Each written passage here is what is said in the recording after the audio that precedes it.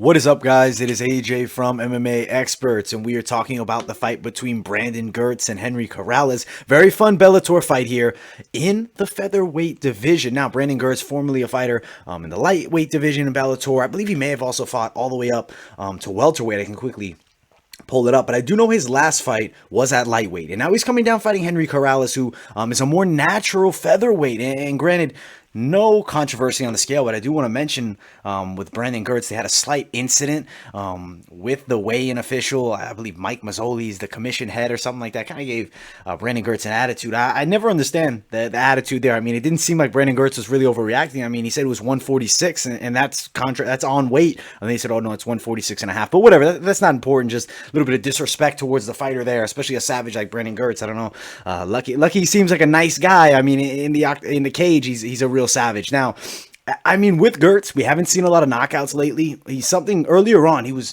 known as a heavy puncher. Big knockout win over Derek Campos in about 30 seconds. And had a win over a little more no-name guy. I'm gonna be honest, off the top of my head, I cannot remember the name.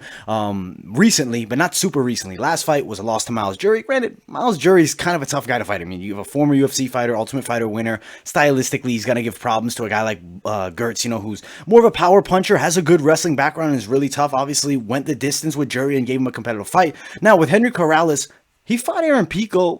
It was competitive. I mean, it was 1 minute long. It was a knockout for him. He knocked out Pico. And then you see against Archuleta and then against Codwell, kind of disappointing performances. But I mean, explosive striking skill for Henry Corrales. He's a pretty strong favorite here. I'll quickly pull up the odds, but I don't think he should be as big of a favorite as he is. He's sitting at a minus 320 to Brandon Girtz at a plus 260. A little bit crazy, widespread. I don't know. I think Girtz has a better chance than that, but granted, this is his debut at featherweight, and he's not a super young guy. So as far as the betting odds go, I do want to give you guys the best sites to throw money down. For Corrales, he's a minus 300 over at Bet Online. For Brandon Girtz, he's a plus 269 over at Sportsbet. So right there, those are the two best sites to throw money down. But as far as this matchup does go, I really do like it. I think it's going to be a fireworks fight. I think this potentially could be fight of the night. I mean, as far as the tail of the tape go, virtually identical, as Goldberg would say, 5'7" to 5'8", 1 inch reach difference. That is, the shorter man is Brandon Girtz with the 1 inch reach disadvantage at a 69 reach. Henry Corrales 5'8" with a 70 inch reach. I mean, the odds are very widespread. As I mentioned, neither of these guys are super young. Girtz is 35, Corrales 34.